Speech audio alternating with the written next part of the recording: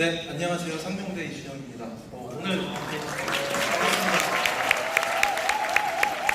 뮤직킹 정말 뜨거운 열기와 2020년 대망의 2020년을 맞이하는 그 뜻깊은 자리에 초대해 주셔서 감사드리고요. 오늘 제가 이제 주로 드릴 말씀은 우리나라 트렌드의 흐름이고요. 그게 또 우리 뮤직킹 코리아와 어떻게 또 연결돼서 이제 나갈 수 있을까 이런 부분들에 대해서 말씀을 드리도록 하겠습니다.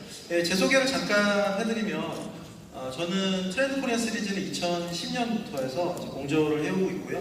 10년 정도 공저를 해오고 있는데 그 가운데서 여러분들께 그동안의 뭐 경험이나 이런 것들 관련된 내용들도 같이 연결해서 말씀을 드리도록 하겠습니다. 저는 이제 트렌드 코리아 시리즈 공저도 하지만 또 이렇게 일코노미라는 책도 썼어요. 일코노미는 이제 딱 보시다시피 1인 가구에 대한 그런 트렌드입니다. 우리나라 1인 가구가 몇 퍼센트 정도 되고 있을까요? 거의 30% 가깝게 가고 있죠. 머지않아서 모든 가족 유형 중에서 1인 가구 가장 많은 비율을 차지하게 될 날이 멀지 않다는 거죠. 그래서 1인 가구 굉장히 다양한데 보통 우리가 나 혼자 산다에 있는 나오는 그런 젊은 싱글 남녀만 생각하지만 그거 말고도 고령 1인 가구, 그렇죠? 그리고 또 서울시 같은 경우는 혼자 사는 여성분들 굉장히 많아지고 있습니다. 독신 여성 가구들 이런 분들 많이 있는데 각각 이 세그먼트별로 니즈가 굉장히 틀립니다. 고령 가구는 뭐 건강이라든가 외로움 같은 것들 이런 것들에 대한 니즈가 크고요. 독신 여성 뭐가 제일 관심이 많을까요? 걱정되는 건 치안이나 보안 이런 게 되게 걱정됩니다. 그래서 요즘에 그 서울시 같은 데서 공공기관에다가 여성분이 이제 퇴근할 때 12시 넘게 퇴근하면 좀 무섭잖아요. 공공기관에 요청을 하면 가디언 서비스라고 있거든요. 그러면 거기서 건장한 남자 2명이 같이 집에 갈 때 동행해준다는 겁니다. 근데 이게 더 무섭다 이렇게 얘기하는 사람들도 있는데 중요한 건 이 세그먼트가 굉장히 다양하고 그 다음에 그 세그먼트별로 굉장히 차별화된 전략이 필요하다는 거죠. 근데 뉴스케인에서도 갈바닉 시리즈 있잖아요. 그것도 사실 셀프 홈 뷰티 디바이스 같은 건데 요즘에는 뭔가 혼자서 하려고 하는 이런 트렌드도 일코노미 트렌드하고 이제 연결돼서 나타나는 거라고 할 수 있습니다. 네, 그 다음에 또 제가 쓴 책 중에 케미컬 라이프라는 책이 있습니다. 중요한 트렌드고요. 제가 이제 연구하는 그런 영역들과 연결해서 좀 말씀을 드렸습니다. 자, 여러분, 그 트렌드 코리아가 그동안 10년 넘게 발표를 해오면서 여러 가지 키워드들이 이제 조명을 많이 받았었죠. 그 중에서 보면 제일 요즘에 가장 주목받았던 것이 소확행이라고 하시죠. 소확행. 작지만 확실한 행복이라고 하는. 여러분 소확행이라고 요즘에 굉장히 많이 회자하지만 그거 발표하기 전에는 전혀 언급도 없다가 요즘에 우리나라 사회와 문화를 규정하는 굉장히 중요한 키워드로 떠오르는 게 소확행이라는 키워드죠. 그 이외에도 보시면은 워라밸이라고 하는 것들, 주 52시간 근무가 확립이 되면서 워라밸 같은 것들도 굉장히 많이 주목을 받았던 키워드들입니다. 다양한 키워드들 이제 관심을 받았는데 2019년도 아직 끝나지 않았는데요. 2019년도에도 사실 여러 가지 키워드들이 관심들을 많이 이제 받았습니다. 그 중에서 보면 몇 가지만 보겠습니다. 뉴트로라고 하죠. 뉴트로 여러분. 뉴트로가 레트로 복고라고 하는 이런 트렌드 같은 것들이 있는데 요즘에 그 옛날 골목길 같은 데가 뜨거든요. 서울에서 요즘에 뜨는 골목이 어디죠? 그렇죠. 을지로라고 하는 이런 곳이 요즘에 을지로가 힙지로라고 이렇게 얘기를 하기도 하죠. 그런 식으로 레트로한 아이템 같은 것들이 굉장히 핫한 트렌드로 떠오르는 현상들도 볼 수가 있습니다. 그 다음에 이제 또 보시면 네 번째 보시면 필환경 시대라는 키워드 있죠.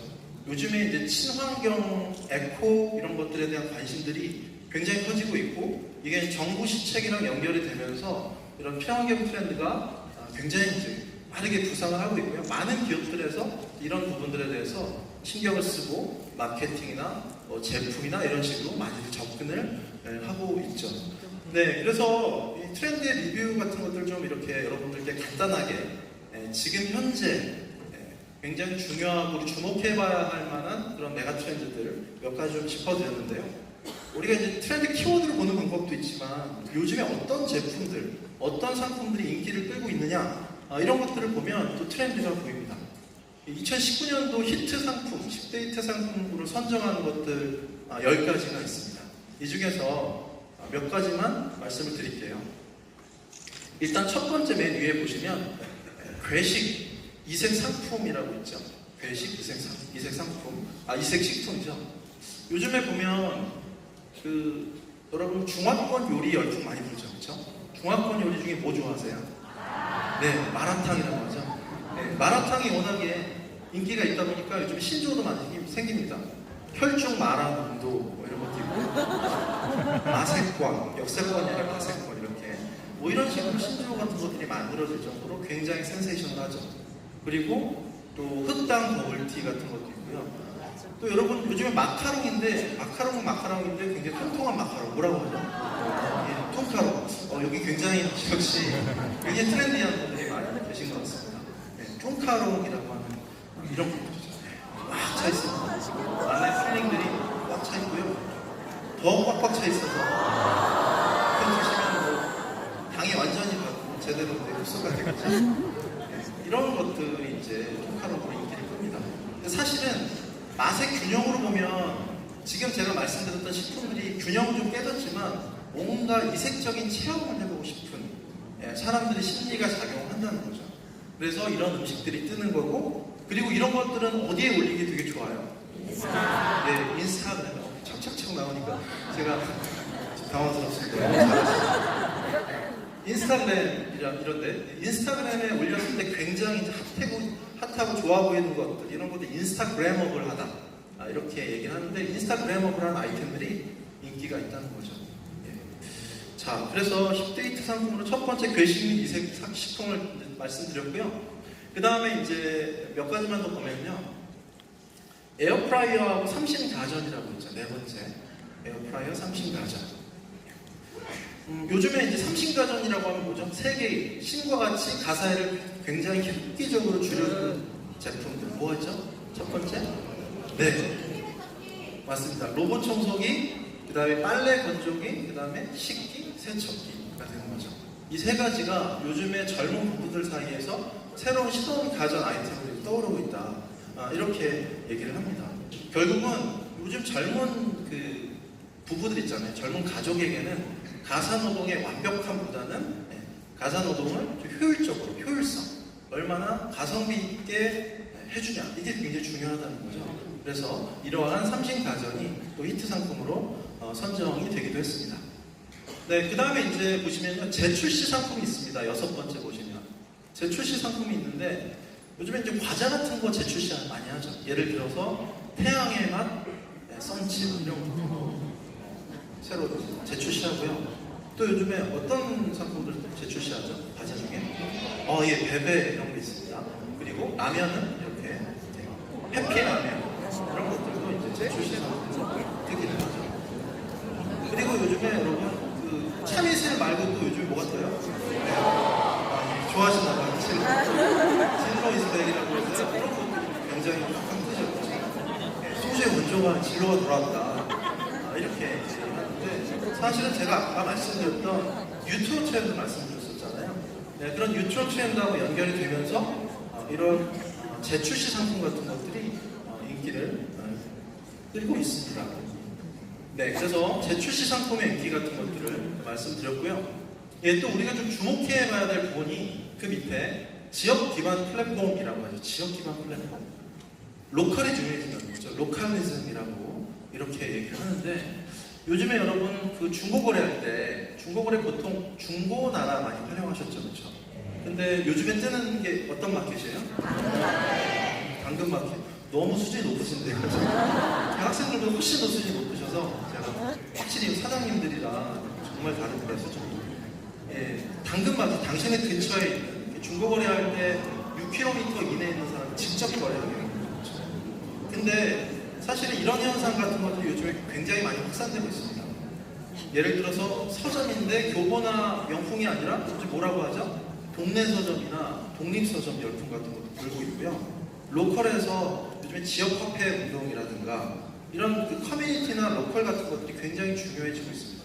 역설적으로 온라인이나 모바일 이런 시대에 그러한 대면하는 그런 부분들, 이런 부분이 굉장히 중요하다는 거죠. 어떻게 보면 뉴스킨도 그런 대면 판매이고 네트워크 마케팅 같은 것들이잖아요. 그래서 이제 로컬에서 요즘에 또 제가 듣기로 뉴스킨에서 커넥트 나우라는 이런 것들도 준비하고 있다고 하셨는데, 그런 것들도 이따 제가 말씀드리는 라스트 핏 트렌드하고 또 연계돼서 일단 설명을 할 수가 있겠습니다.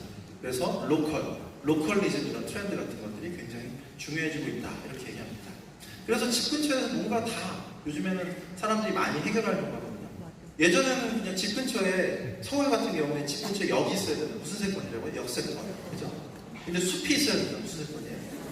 숲세권입니다. 근데 요즘에 또 뜨는 세권 중에 하나가 스세권이라고 합니다. 스세권이 뭘까요?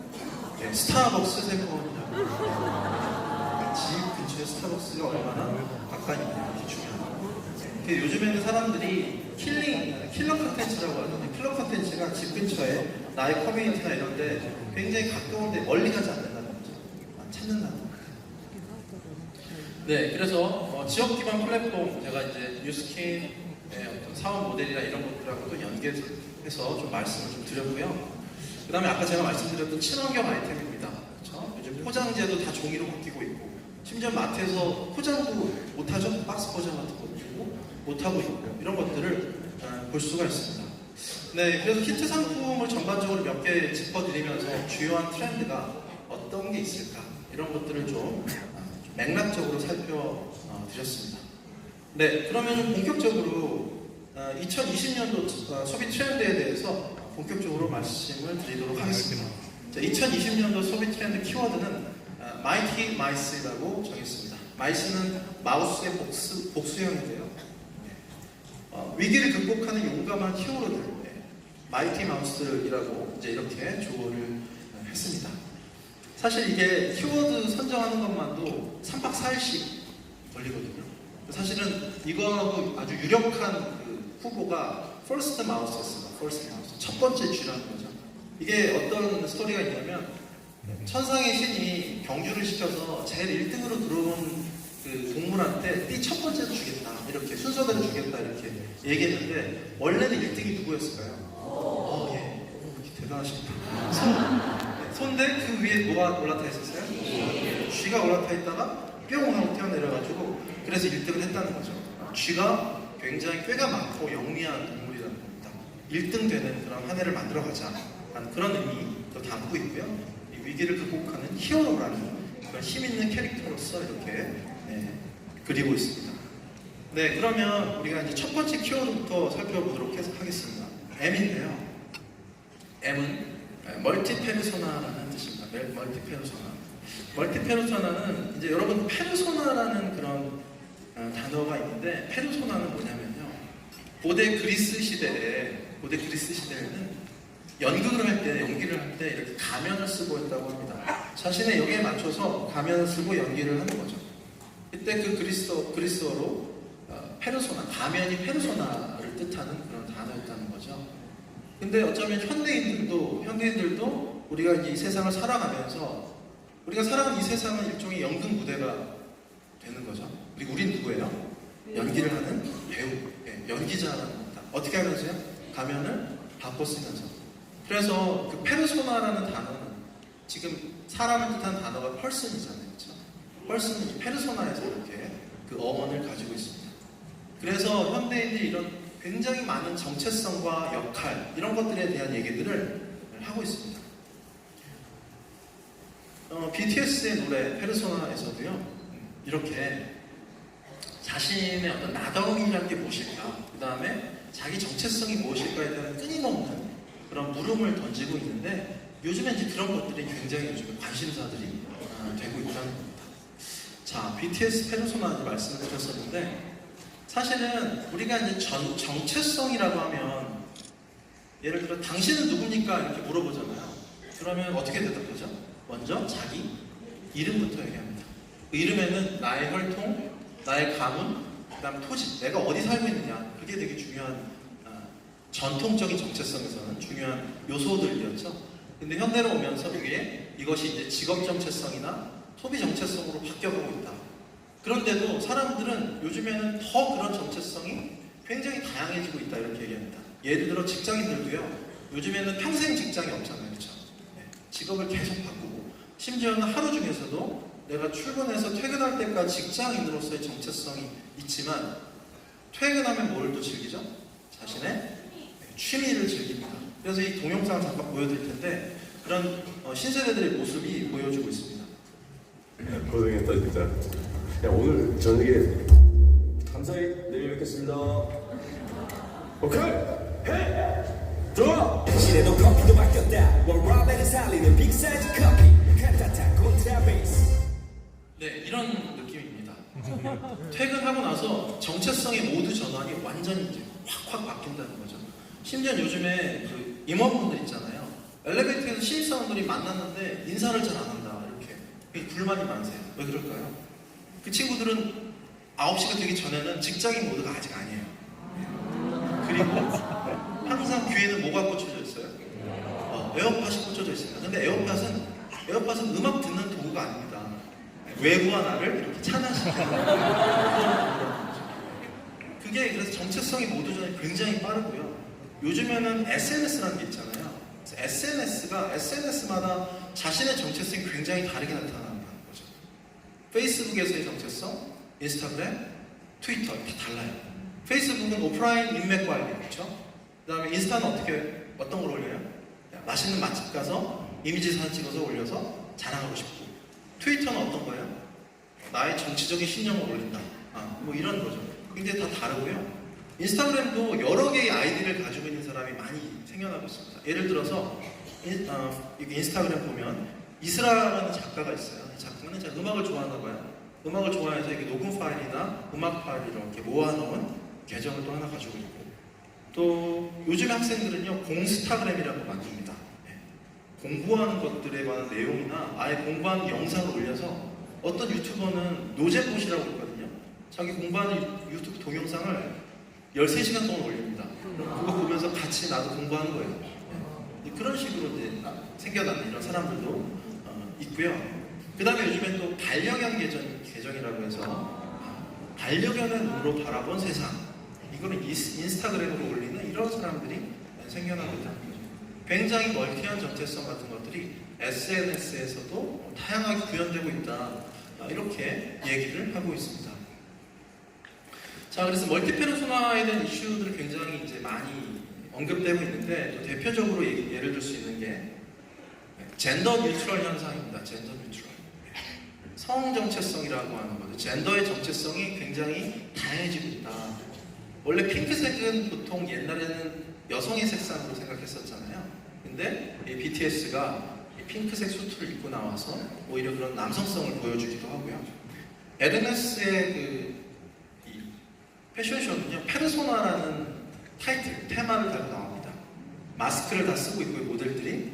근데 이 옷을 한번 보시면 이 옷이 남성의 옷인지 여성의 옷인지 사실 살짝 애매한 부분들이 굉장히 많아요. 그리고 마네킹 같은 것들도 보면 이 마네킹이 여성인지 남성인지 굉장히 모호한 이런 마네킹 같은 것들을 만들어서 플루이드 프로젝트라는 것들이 굉장히 요즘에 핫하게 떠오르고 있습니다. 자, 이런 식으로 정체성의 다양화 현상 같은 것들이 많이 생겨나고 있다는 거죠. 또 한 가지 우리가 주목해야 될 부분은 아까 취미생활 즐긴다 이렇게 얘기했잖아요. 자기가 뭐를 좋아하고 뭐를 사랑하는지가 여기에 따라서 나의 정체성이 형성이 된다는 거죠. 이게 취향 정체성. 요즘에 많이 나온 게 뭐예요? 예를 들어 보디빌딩 하는 쿨가의 소방관 이런 게 있고, 또 어떤 분은 운동하는 치과 의사 이렇게 있습니다. 뭐하는 누구 이렇게 있는데 뒤에 누구보다 뭐가 더 중요해요?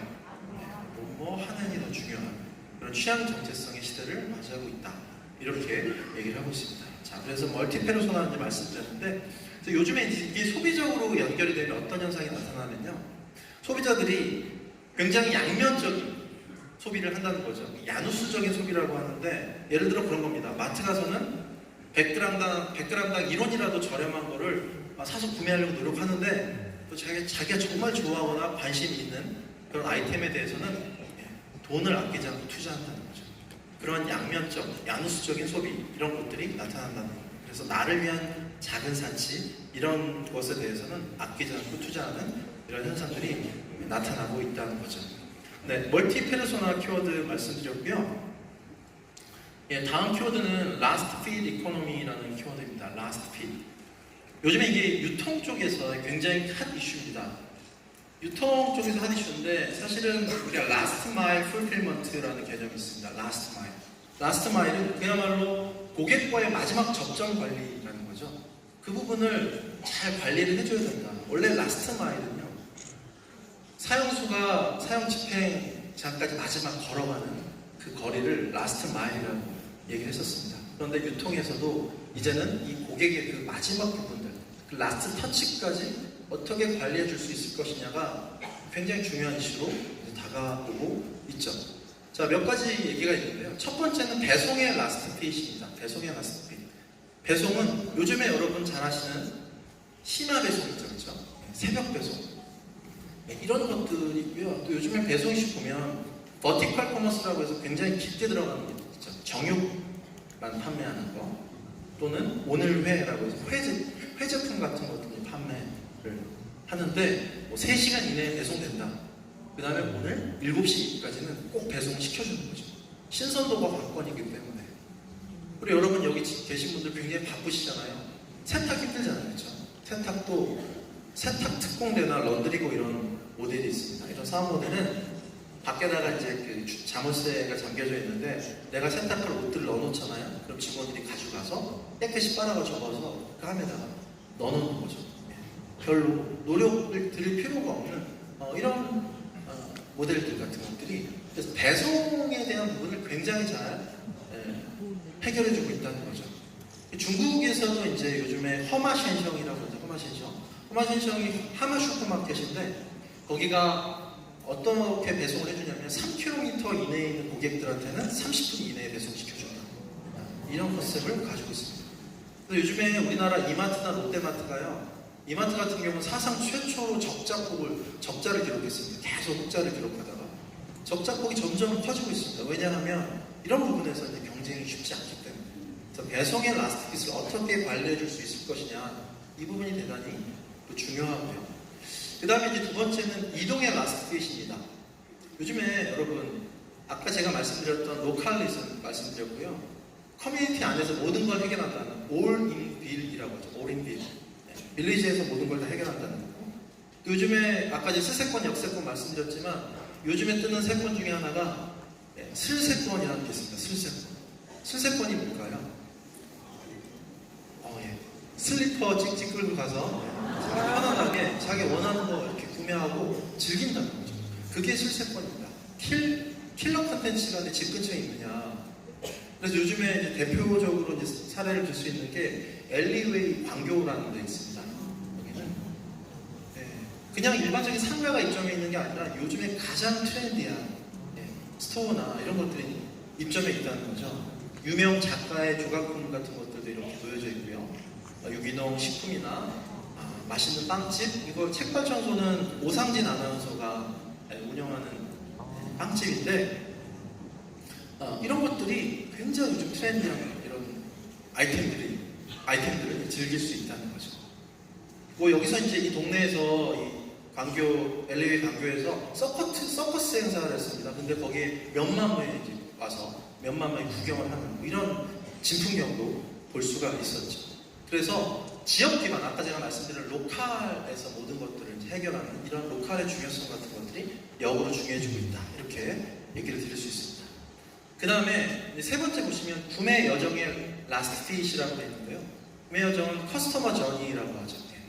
보통 우리가 소비자 의사 결정 모델이라고 하면 보통 이 소비자가 그런 거 이제 경영학 이론에서 소비자 행동 이론이 문제인식, 정보 탐색, 그다음 대안 모색하고 대안 구매하고 굉장히 복잡하고 좀 이성적이고 합리적인 그런 소비자를 전제로 한 복잡한 의사결정 모델이 있습니다. 그런데 요즘에는 그런 것보다 소비자를 굉장히 감정적이고 감성적이고 심지어는 아주 충동적인 그런 소비자들, 이런 모습들, 이런 측면들을 굉장히 중요하게 생각을 합니다. 대표적으로 보면 우리 충동적인 소비자 얘기할 때 무슨 신이라고 하죠? 지름신이라고 하죠. 지름신 이렇게 생겼습니다. 이렇게 지름보사. 연체가 대수냐? 있을 때 질러라. 이렇게 얘기를 하고 있는데, 자, 여러분 여기 지름신 강림 모델, 의사결정 모델이거든요. 자, 맨 위에 시작부터 시작하겠습니다. 자, 지름신 강림, 예스, 강림했어요, 그렇죠? 이성이 남아있는가? 없다. 바로 지른다. 이렇게 가는 거죠, 그렇죠? 네, 의사결정 모델이 다 필요 없어요, 그렇죠? 네, 물론 남아있으면 뭔가 결정을 하지만, 예. 네, 결국에는 지른다, 이렇게. 네, 이게 좀 퍼졌네요. 결국 지른다 그러면 가게 된다는 거죠. 그래서 사실은 이런 감성이나 감정에 대한 부분들 우리가 잘 터치를 해야 되는데 요즘 이제 보시면 예전에는 간과했던 영역들이 있습니다. 무시했던 영역들이 있는데 그런 부분까지 세세하게 터치를 한다는 거죠. 여기 대표적인 것이 보통 우리가 언박싱이라고 하죠. 명품 하울이라고 혹시 들어보셨나요? 명품 막 2천만 원치 사가지고 개봉하는 거 보여주면 사람들이 그거 보면서 대리만족하는 거. 그냥 라스트 터치라고 하죠. 사람들이 물건을 뜯을 때 그 즐거움과 기쁨을 어떻게 하면 최대한으로 배가시켜줄 수 있을 것이냐 이거를 얘기를 하는 거죠. 라스트 터치는. 여러분 이걸 굉장히 잘하는 업체가 어딜까요? 의외로 가전업체 쪽에서 굉장히 잘하는 업체가 있습니다. 어떤 업체죠? 애플이죠. 애플. 여러분 애플의 아이폰이나 애플워치 같은 거 다 사보셨죠? 보시면 개봉할 때 보면 그 포장이 너무나 예쁘고 그 터치가 너무 우수하고 아름답습니다. 사실은 그 패키징만 전담하는 디자인팀이 따로 있을 정도로 굉장히 우수한 우수한 포장 품질력을 자랑을 하죠. 그러다 보니까 요즘에 삼성이나 LG도 많이 이제 따라갔습니다. 그래도 거기에 미치지 못하죠. 심지어는요, 예전에는 그런 것까지 신경 쓰지 않았던 이런 부분들도, 업체들도 이런 것들이 신경을 쓰기 시작했습니다. 예를 들어서 카드. 여러분, 신용카드 받으면 보통 봉투에 들어서 오잖아요. 그렇죠? 띄어서 사인해 쓰는데, 현대카드는 이렇게 책 형태로 되게 블랙이라는 그리고 빨간색도 이렇게 굉장히 예쁜 더 레드 카드 같은 것들도 감각적인 책 모양으로 배송을 해줍니다. 그래서 여기서 이 카드사에서 강조하는 거는 프리미엄 럭셔리라고 해서 그 고객들의 그 라스트 터치까지도 굉장히 세심하게 케어해주는 이런 부분들을 볼 수가 있다는 거죠. 그래서 우리가 무시했던 그런 영역까지도 이런 부분들을 터치해주는 이런 마케팅, 또 제품 개선 이런 것들을 이제 볼 수가 있습니다. 자, 라스트 필 이코노미 말씀을 드렸고요. 다음 키워드는 페어플레이어라는 키워드입니다. 페어플레이어는 말 그대로 공정성에 대한 이슈입니다. 우리나라 사람들이 공정성에 대해서 굉장히 민감하게 받아들이죠. 과연 우리나라 사람들은 얼마나 우리 사회가 공정하다고 느끼고 있을까요? 최근에 이제 한국 사회학회에서 조사를 했는데 우리나라 사람들 71% 이상이 우리 사회가 공정하지 않다 이렇게 인식을 하고 있답니다. 여러분 이 젊은이들은 이런 것들에 대해서 더 민감하고 예민하게 반응을 하거든요. 저는 이제 학교에 있으니까 그런 것들을 많이 느껴요. 어떤 일이 있었냐면 제가 시험을 다 성적을 다 부여했는데 어떤 학생이 연락이 와서 자기 A0를 받았대요. A0를 받았는데 자기가 왜 A0밖에 못 받았는지 설명을 좀 해달라. 저한테 이렇게 문의가 온 겁니다. 그래서 학생이 찾아와서 제가 A+ 받은 학생이랑 그 학생이랑 비교해 가면서 하나하나 그래서 자네가 A0를 받았다 이렇게 설명을 해줬어요.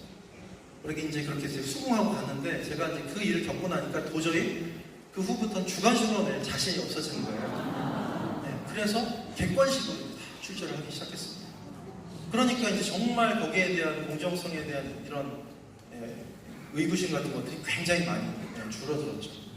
근데 최근에 제가 이번에 중간고사 보는데 객관식 내려면 정말 힘들잖아요. 그렇죠? 번호 다 매겨가면서 해야 되는데 너무 힘들어서 시간도 없고 학생들한테 투표를 시켰습니다. 얘들아 이번에는 우리 중간고사 보지 않고 팀플 같은 거 하는 것도 한번 생각해보자. 이렇게 해서 투표를 했더니 중간고사 시험 보는 거와 팀플 투표 결과가 어떻게 됐을까요? 100명이었는데 0대 0. 그러니까 팀플 안 하겠다. 다 시험 보겠다. 이렇게 얘기가 나오면 요즘에 팀플 정말 싫어하거든요.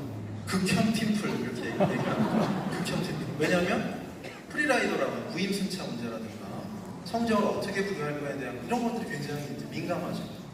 이런 것들에 대해서 다룬 그 동영상, 젊은이들 동영상이 있는데 잠깐 보여드리겠습니다.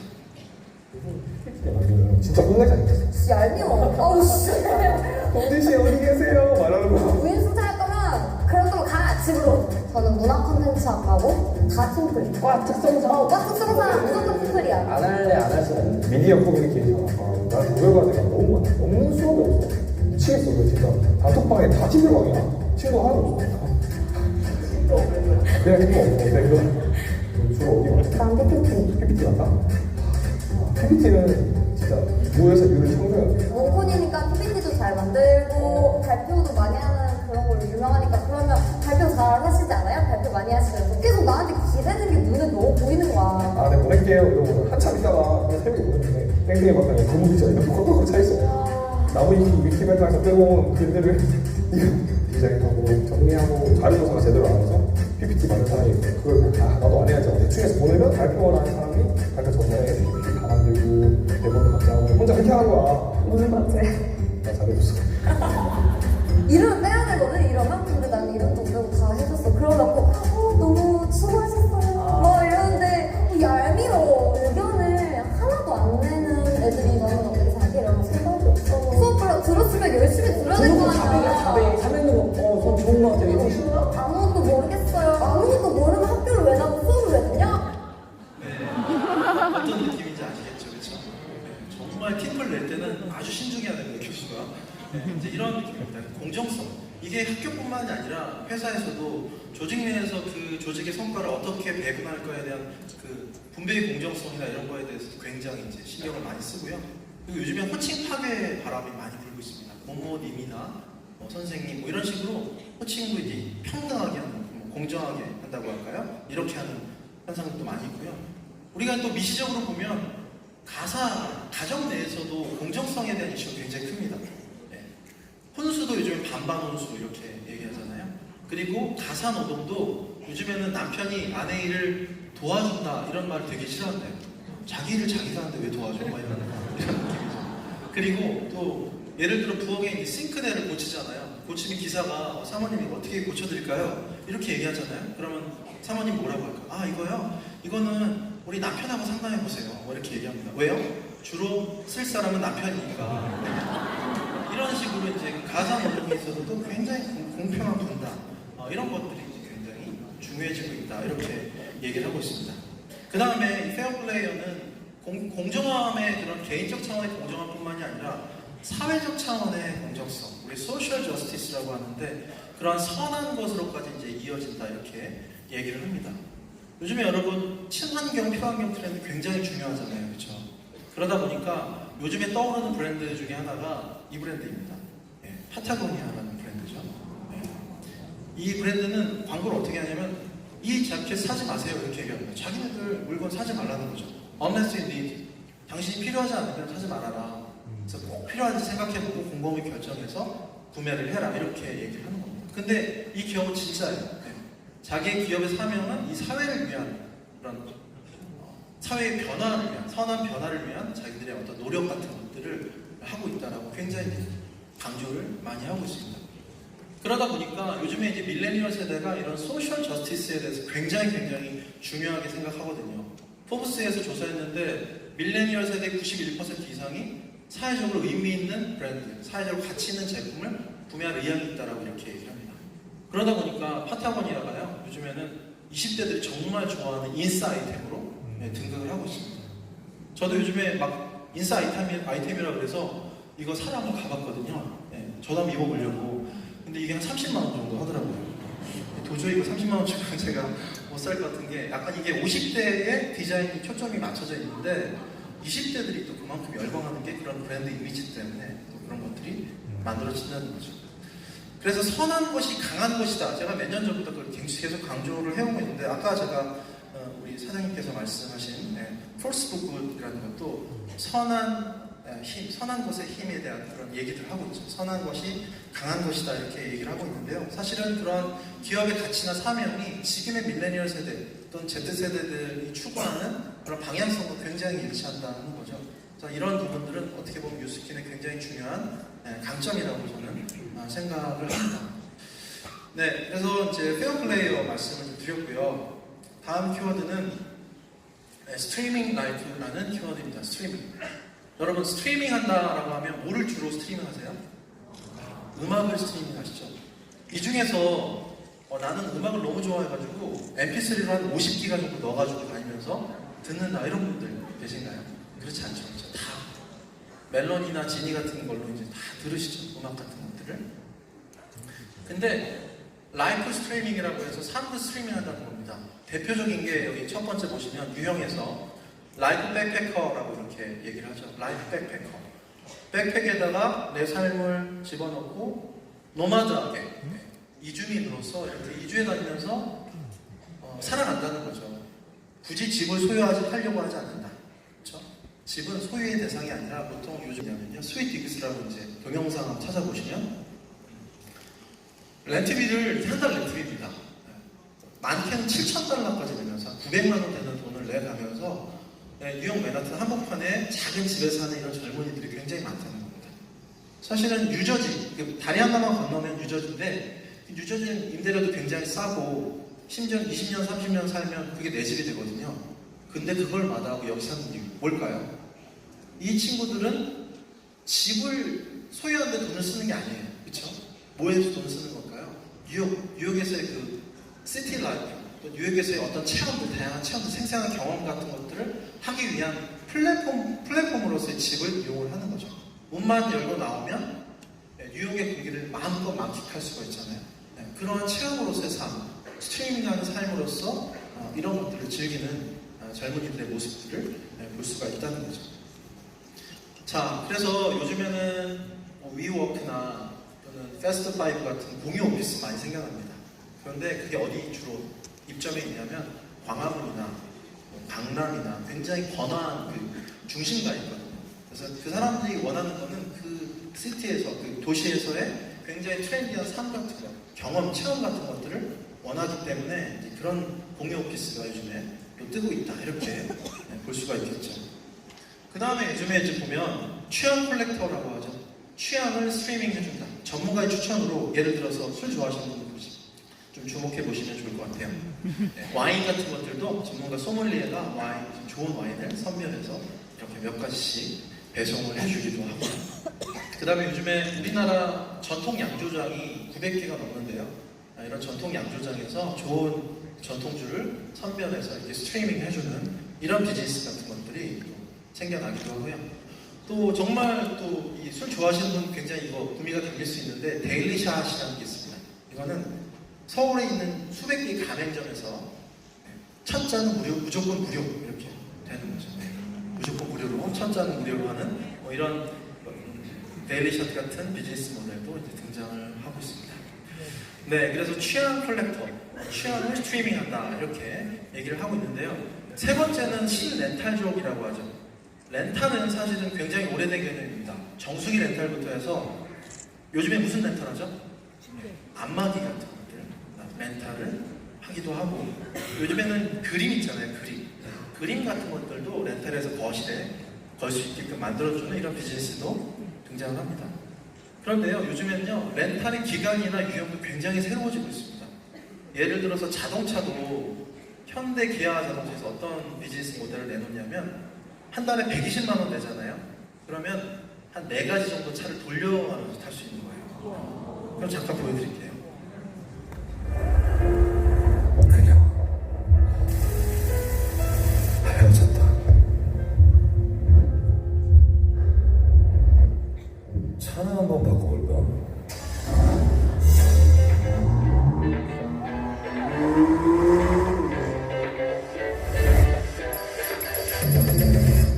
간만에 마음에 쏙 드는 소주도 생겼는데 차나 한번 바꿔볼까?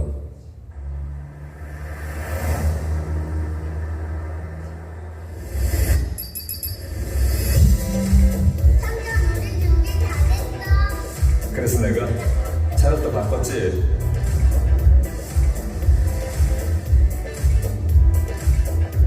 차나 한번 바꿔볼까? 이제는 누구나 너무나 쉽게 이런 생각을 하도록 올구독으로 자유롭게 바꿨다는 기아 플렉스 프리미엄. 네, 뭐 이런 식의 굉장히 새로운 개념의 렌탈이라는 거죠. 그리고 또 요즘에는 우버 여러분 아시죠? 우버에서 우버 콥터라고 해서 헬기도 빌려주기도 하고요. 심지어는 스쿠버라고 해서요, 잠수함도 이렇게 하게 해주는 이런 렌탈 서비스 같은 것들이 생겨나기도 합니다. 굉장히 이제 범위가 다양해지는 신렌탈의 시대를 맞이하고 있다. 핵심은 뭐냐면 이제는 사람들이 굳이 물건이나 집을 소유하려고 하지 않는다. 소유하지 않고 체험과 경험을 중요하는 향유형 소비 시대를 맞이하고 있다.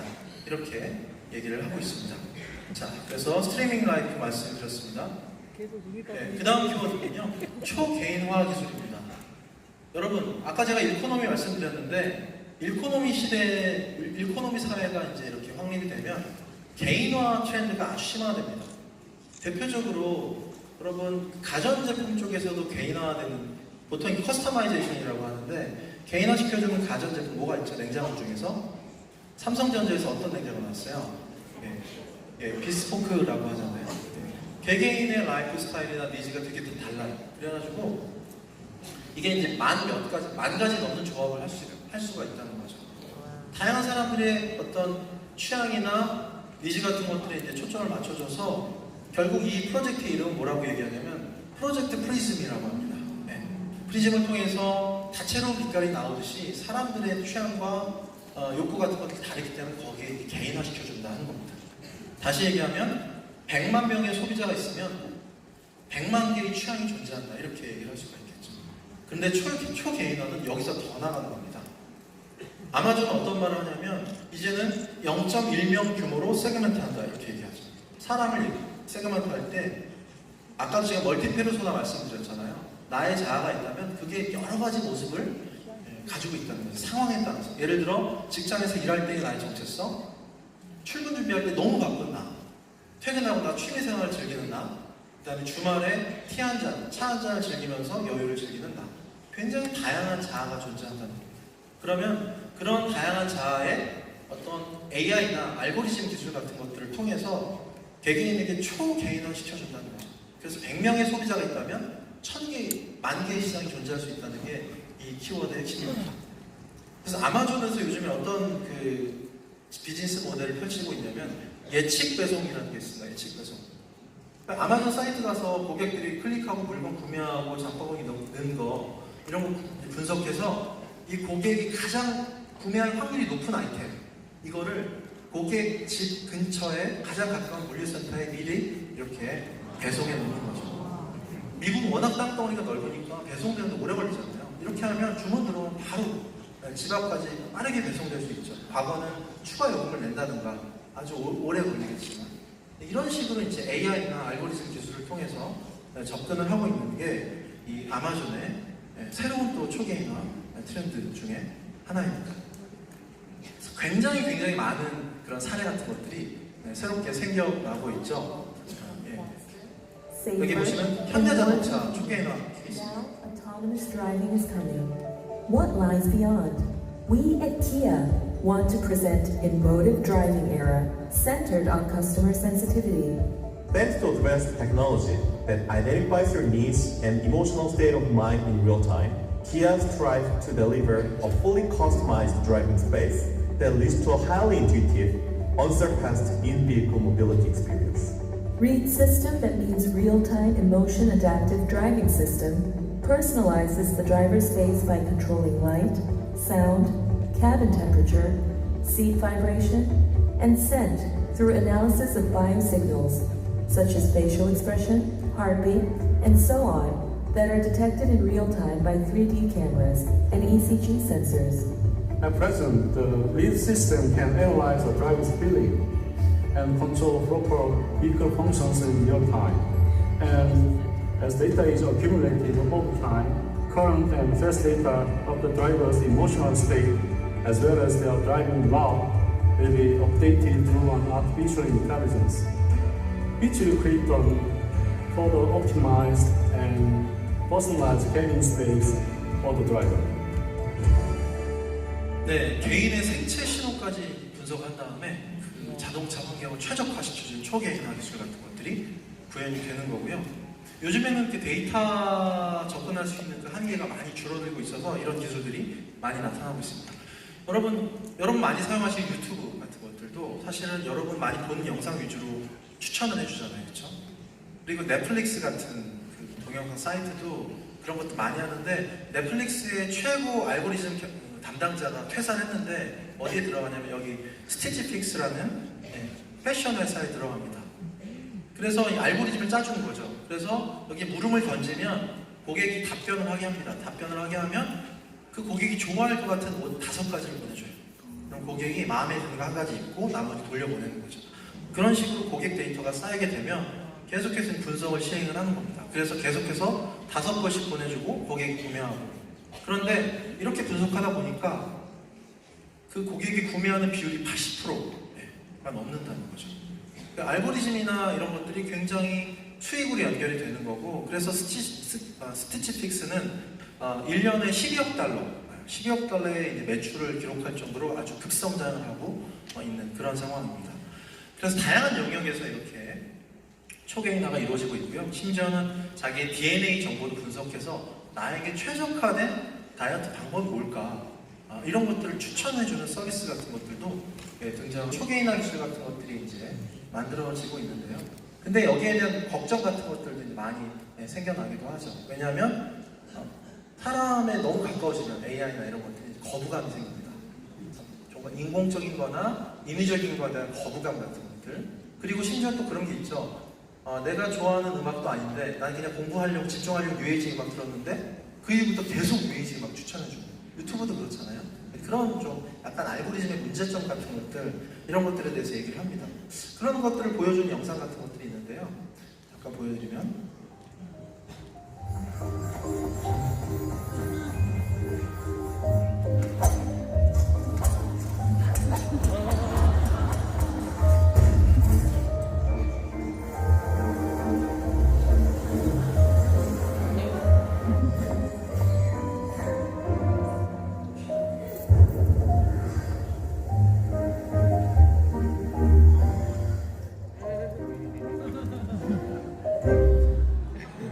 인공지능 광고 같지만 맥주 광고입니다. 어떠한 인공 첨가물도 넣지 않는다, 이렇게 얘기를 하고 있는데, 그리고 아까 제가 그 큐레이션 해주는 게 좀 오버한다 이렇게 말씀드렸는데 알렉사한테 음악 틀어달라고 했더니 이런 불상사가 벌어질 수도 있어요. Let's a hot tub, a sucked. Let's not play music. Okay.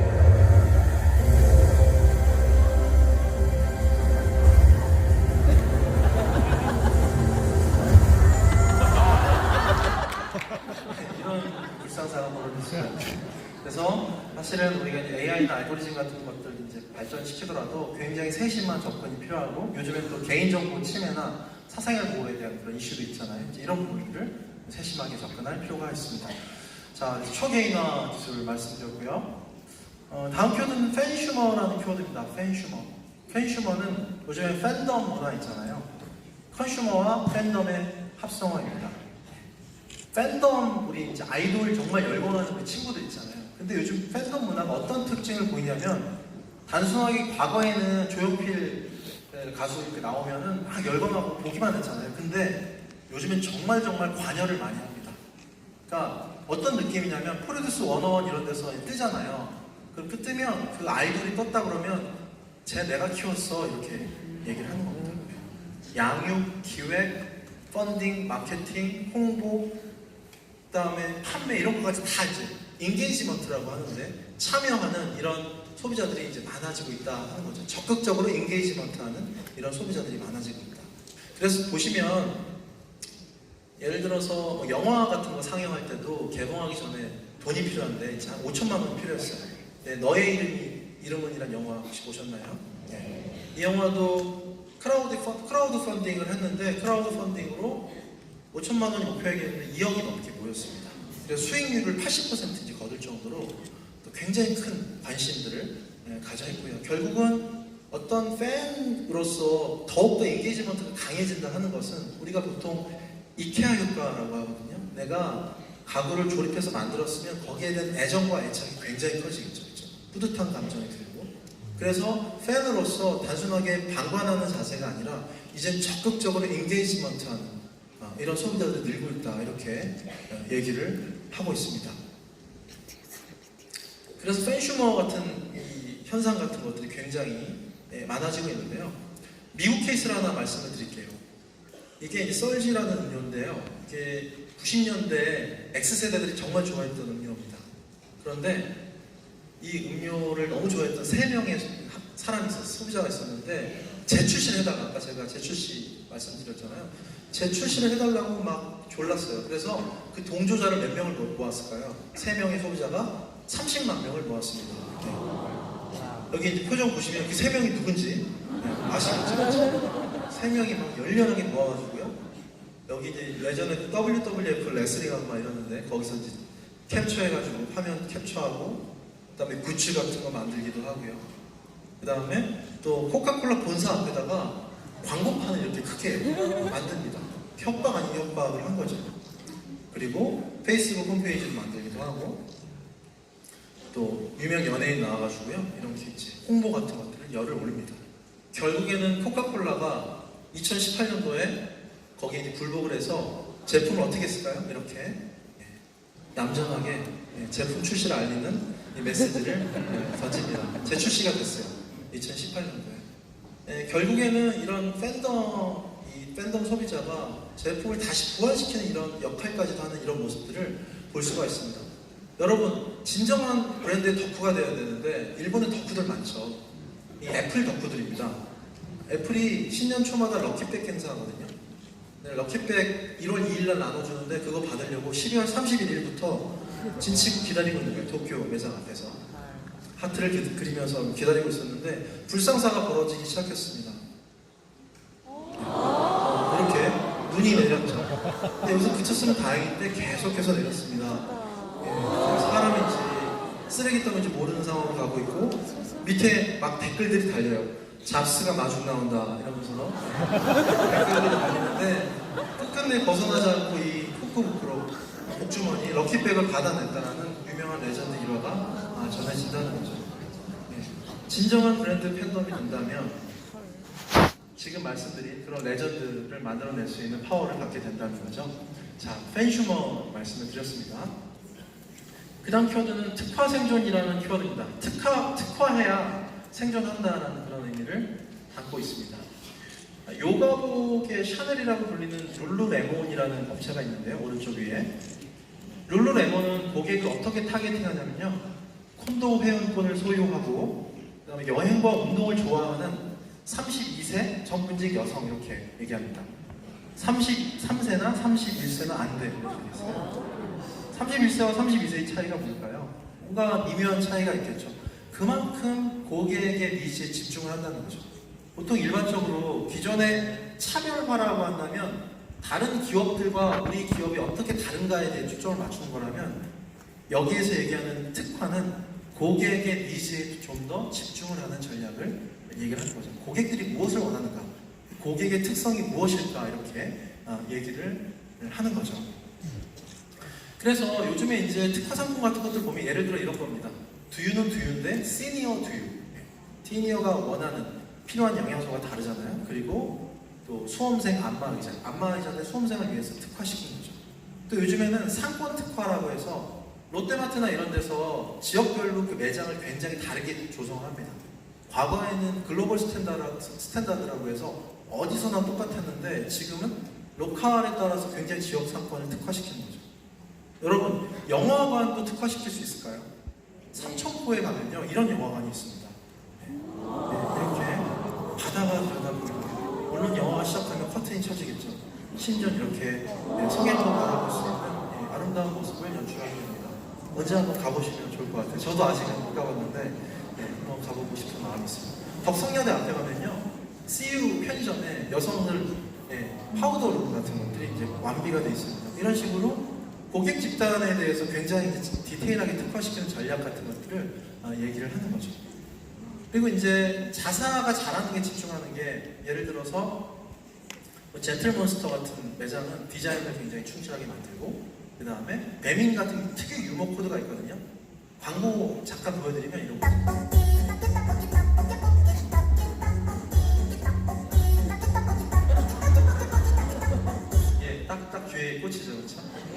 그리고 미국에 가면 드라이바라는 게 있습니다. 이게 미용실이 아니라 머리 감겨주고 드라이만 해주는 데예요. 근데 워낙에 시간이 없는 소비자들이 많아지다 보니까 이렇게 드라이 해주고 이런 게 100개 넘게 지점이 생겨날 정도로 굉장히 인기 있는 그런 매장으로 특화 매장으로 등극하고 있다. 이렇게 얘기를 하고 있습니다. 특화 생존 말씀드렸고요. 다음 키워드는 58세대입니다. 여러분 요즘에 58하면 뭐가 딱 떠오르세요? 58년 개띠, 그렇죠? 5, 6년도 아니고 5, 7년도 아니고 58년 개띠 이렇게 얘기하는데 58은 또 뭐예요? 58 보석 이렇게 얘기하죠. 빛깔의 각도에 따라서 이제 색채나 빛깔이 굉장히 영롱해지고 달라지는 다채로운 모습을 보입니다. 여러분 그 보시면 고바오 영감이라고 이렇게 있는데 아시나요? 네, 고바오 영감 있는데 이분이 40대 후반으로 설정되어 있답니다. 그런데 이승원 씨가 1965년생이거든요. 내년이면 몇 살이에요? 56살이죠. 지금의 5060과 과거의 4050은 완전히 다른 개념이라는 겁니다. 점점 젊게 살려고 하는 사람들 많아지고 있다. 실제로 자기가 젊어 보인다가 아니라 젊다라고 인식을 하는 겁니다. 그래서 여러분 요즘엔 자기 인식 연령이라고 하잖아요. 자기 나이에 얼마 곱해야 돼요? 자기 나이에 0.7을 곱하면 여러분 현실 나이가 되는 거예요. 시니어 모델들 김칠도 할아버지 있고 이렇게 꽃탈배라고 하는 여용기 씨, 최순아 씨 이런 분들 요즘에 유튜버 있잖아요. 박말래 할머니 있고요. 영원 씨 이런 분들 할머니가 먹방 하시는데 이런 게 막 100만 회씩 이런 부분을 볼 수가 있습니다.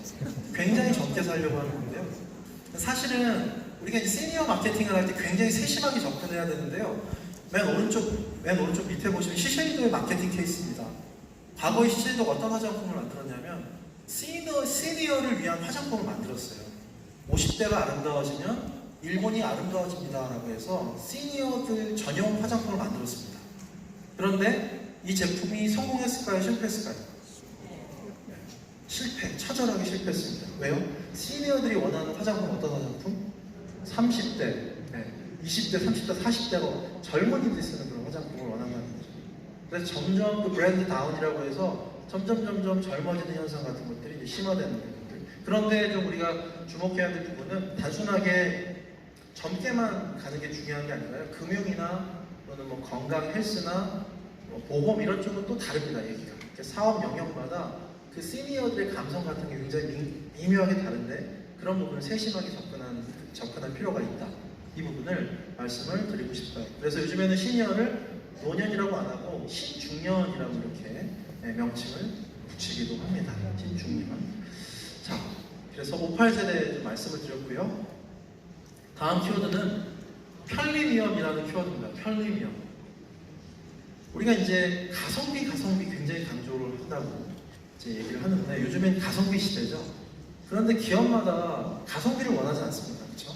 우리 제품에, 우리 브랜드에 어떻게 프리미엄을 붙일 수 있을까? 여기에 대해서 굉장히 고민을 하죠. 이 편리미엄은 말 그대로 프리미엄을 장착시킬 수 있는 또 한 가지의 반편으로서 편리함을 강조한다는 거죠. 그래서 시간과 노력은 최소화시켜주되 성과는 극대화시켜줄 수 있는 그런 편리한 제품, 서비스 같은 것들을 만들어낸다는 게 그만큼 중요하다 이렇게 얘기합니다. 왜냐하면 현대인들은 아주 시간이 부족한 시간 부족 소비자들입니다. 그래서 요즘에 보면 대리주부라고 하는 가사 도우미 시장이 플랫폼을 통해서 구현이 되기도 하고요. 요즘에는 베이비시터들도 맘시터 같은 사이트 있습니다. 이런 데를 통해서 바로바로 플랫폼으로 연결해주는 이런 비즈니스 같은 것들이 또 활성화되고 있습니다. 시간과 노력을 줄여주고 성과를 극대화시켜준다. 그래서 프리미엄의 어떤 가치를 지금 시대에 맞게 장착시켜주는 게 여기 키워드의 핵심이다. 이렇게 볼 수가 있습니다. 네, 편리미엄 키워드 말씀드렸고요. 네, 마지막 키워드입니다. 업글인간이라는 키워드입니다. 업글인간. 업그레이드 한다는 뜻이죠. 나 스스로를 업그레이드 시킨다. 트렌드 코리아 키워드 중에 8년 전에 발표했던 키워드 중에 스펙을 높여라 라는 키워드가 있었어요. 스펙은 굉장히 다른 의미입니다. 지금 여기에서 얘기하는 업그레이드와는. 스펙은 나의 일, 나의 뭐 직장과 관련된 직무 관련 스펙을 높이는 게 스펙 높이는 그런 걸 이렇게 능력을 높이는 게 초점이 맞춰져 있다면 여기는 그게 아니라 나의 개인적인 성장과 발전을 도모한다. 여기에 초점이 맞춰져 있는 거죠. 우리가 워라벨 얘기 많이 하는데 서구의 워라벨과 우리나라의 워라벨은 굉장히 그 관점이 틀려요. 서구의 워라벨은 나의 가족에 초점이 맞춰져 있는 거거든요. 그런데 우리나라의 워라벨은 개개인에게 초점이 맞춰져 있습니다. 그래서 여기서 얘기하는 것은 개개인의 성장과 발전을 강조를 하는 거죠. 그래서 어떤 측면으로 발전시키냐? 첫 번째, 보시면 맨 오른쪽 위에 몸으로 업그레이드 한다는 거죠. 요즘 덤벨 경제라고 합니다. 몸을 만들기 위해서 PT도 받고, 그 다음에 요즘에 러닝 크루라고 하죠. 러닝 열풍도 불기도 하고, 이제 그런 식으로 발전하는 거죠. 그 다음에 두 번째는 취미로 업그레이드 한다. 아까 제가 말씀드렸던 취향 정체성 말씀드렸잖아요. 취미가 너무나 중요한 요소가 되고 있습니다. 예를 들어서 클래스 101 이런 데가 있습니다. 이거는 아예 취미 생활을 이제 이렇게 만드는데 적합한 어떤 키트 같은 것들도 이제 보내주고 취미를 잘 즐길 수 있게끔 지원해주는 서비스가 되는 거고요. 그리고 뭔가 개인적인 성장 아까 제가 말씀드렸는데 챌린저스라는 앱이 있어요. 여기는 이런 거죠. 스스로 다지면서 작심삼일로 끝날 건데 서로 간에 북돋아주면서 인증시켜주는 거예요. 공부 하루 1시간 이상 공부하고 책 읽고 아침 6시에 일어나고 서로 인정시켜주고 챌린지 하는 거죠. 그 다음에 하루에 한 번 하늘 보기도 있어요. 그러니까 사진을 하늘사진 찍어서 올려야 인증을 받습니다. 이런 식으로 취미로 업그레이드 하고요. 그 다음에 지식으로 업그레이드 한다. 요즘에 밀리의 서재, 리디북스, 오디오북 이런 것들이 굉장히 시장 자체가 커지고 있는 이런 모습들을 볼 수가 있죠. 다양한 방식으로 이제 성장을 도모하는데 사실은 여러분 성장이라는 것은 인간의 아주 근원적이고 강력한 동기 중에 하나입니다. 여러분 운동 좋아하시잖아요. 스포츠, 골프나 구기 스포츠 보면요. 레슨 받고 내가 열심히 해가지고 한 포인트라도 올라가면 그 맛에 빠지면 거기서 절대 빠져나오지 못하잖아요. 그렇죠? 성장을 도모하는 스포츠나 게임 같은 것들에서는 굉장히 중독성이 강합니다. 결국 성장이라는 것은 인간의 가장 강력하고 근원적인 동기가 된다. 그런 것이고요. 그 다음에 이제는 모두가 주인공의 시대를 맞이하고 있다. 이렇게 얘기를 하고 있습니다. 그래서 굉장히 다양한 성공과 경력의 모델이 존재한다. 이렇게 얘기를 할 수가 있죠. 바보같이 공부한 자를 성공하는 시대는 같습니다. 지금 뉴스킨 같이 또 새로운 어떤 경력을 만들어내는 이런 루트 같은 것들도 만들어지기도 하고요. 또 요즘엔 또 여러분 유튜브 같은 데서도 갑자기 확 뜨는 그런 스타들 있잖아요. 유튜브 스타들 중에 장삐쭈라는 유튜버가 있습니다. 장삐쭈 혹시 아시나요? 그 유튜버 그 팔로워가 구독자가 200만 명이 넘어요. 근데 이분이 3년 전에만 하더라도 돈이 없어가지고 순댓국밥을 너무 좋아하는데 7,000원 순댓국밥 먹을 돈이 없어서 100원짜리 모아가지고 식당 가가지고 갔는데 몇백원 모자라서 식당 주인한테 사정사정해서 먹고 그랬던 분인데 지금은 유튜브 중에서 최상위권에 속해요. 최상위권이면 10억, 20억 이상이죠. 네. 장삐쭈가 뭘 잘하냐면 그 더빙 같은 거 되게 옛날 애니메이션에 더빙 입히고 그 다음에 자기 혼자서 1인 다역을 하는데 그 유튜브 잠깐 보여드리겠습니다. 이게 콜롬비아나 커피하고 콜라보해서 광고한 건데 이게 1000만 뷰가 넘어갔어요. 기본이 1000만 뷰.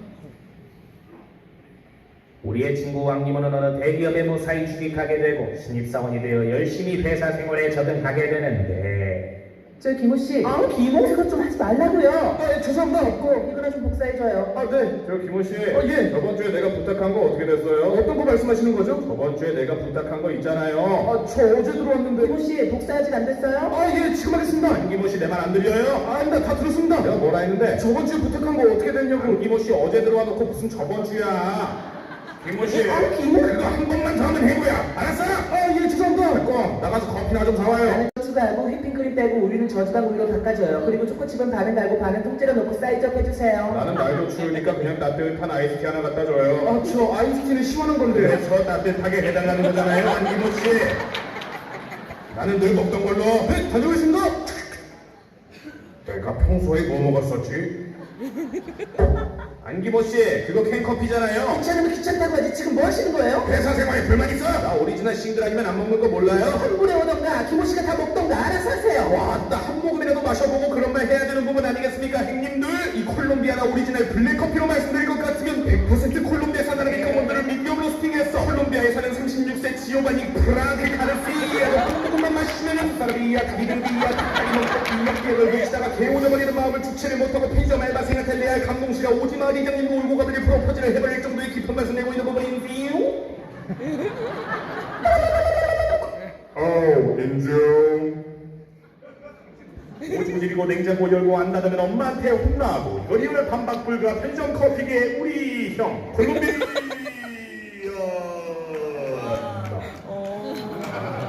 네, 2천만 명이 넘게 이런 그 성공과 경력의 모델이 존재한다 이렇게 말씀드릴 수가 있는데요.